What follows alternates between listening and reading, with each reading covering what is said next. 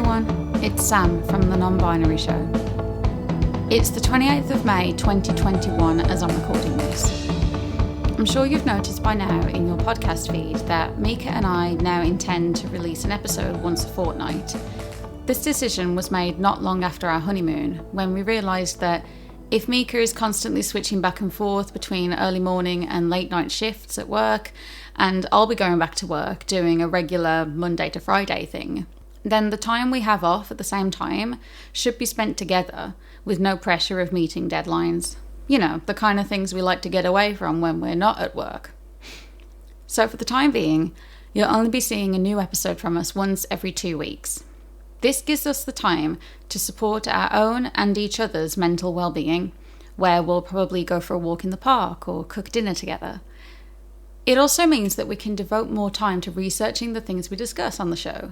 We're not journalists, but it would be nice if some of the things we talk about had more backing to them than just whoever writes for Pink News.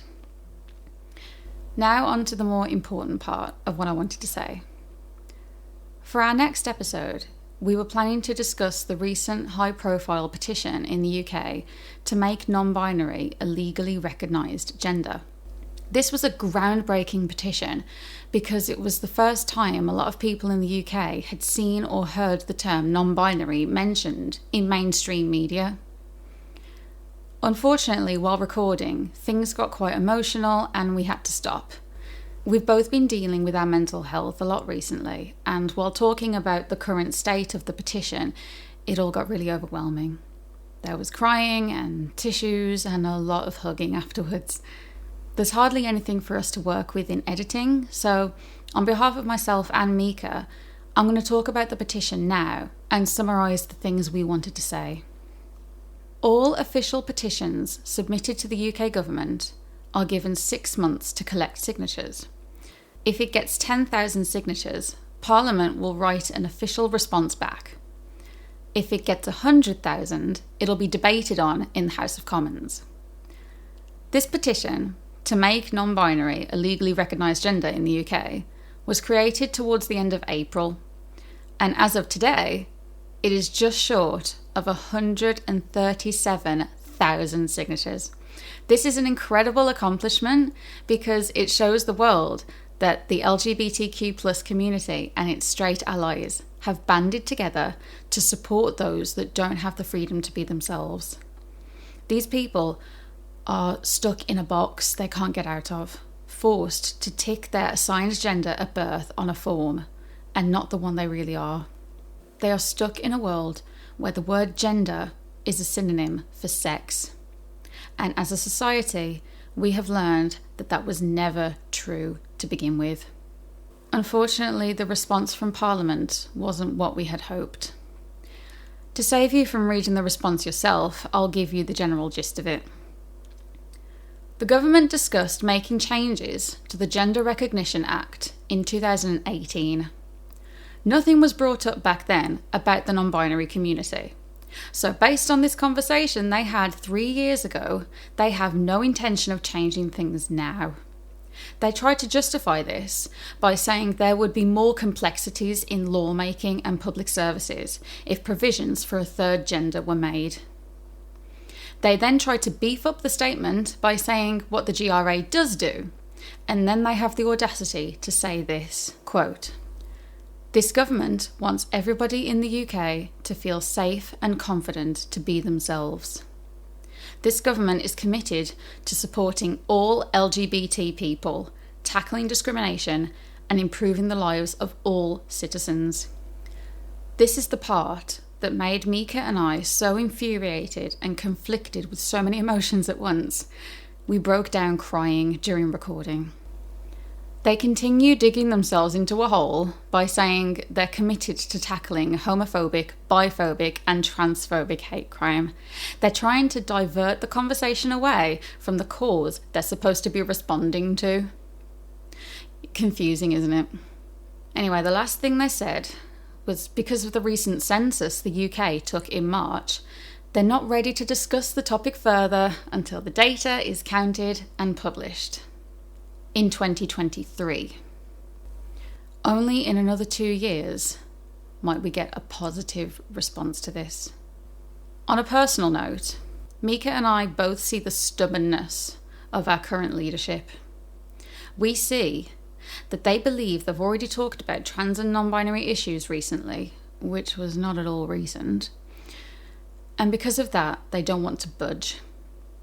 People don't like it when too much changes too fast. Just a few weeks ago, the Queen ordered Parliament to abolish so-called conversion therapy. If the Queen's pissed off, why aren't you? A couple of months ago, the fee to change gender on birth certificates was reduced from £140 to just £5. And while that is amazing, that is still in line with the Gender Recognition Act. You know, the one that doesn't accommodate to non-binary people. And when they asked citizens in February this year to share what they wanted changing regarding public restrooms, the response back smacked down the chances of standardising gender-neutral spaces, saying it would make women uncomfortable to go to the toilet in public. I'm not non-binary, but Mika is. And they feel so much dysphoria from having to go into a public bathroom. If they ever need to go to one, I have to go with them just to make them walk there before they collapse from fear that someone will look at them and make it a big deal that they think they don't belong there. They are afraid that because they don't look like the gender they were assigned at birth, they are a threat to others, when in actual fact, all they want to do is have some privacy in the private cubicle they want to go in and pee without someone wondering what's in their pants. Mika is sick of having to hold my hand so they can pee. And if I'm not there to hold their hand, they hold it in until they get home, and that could be hours. The UK government doesn't seem to realise how many lives are at stake, how many depressed and suicidal people there are in their country. In their country. Because they don't feel the security and safety to be themselves. All they want to do is live. To all of you that feel this way, I'm so sorry. I'm sorry to all of you and to my spouse. This is not the end. We will win. You will win. Until then, we will continue to fight for you and we will not back down. And you can make a change with us. Write to your local council, your MP, your governor, whatever they're called, wherever you are in the world. Write to them, send them an email, a tweet, something. Please let them know that you are there. You exist. And you deserve to exist happily and freely. And you don't deserve to feel invalid.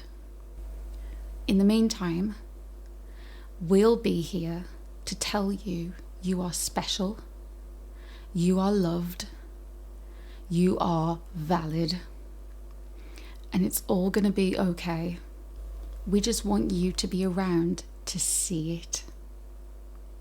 The last thing the world needs is to lose you.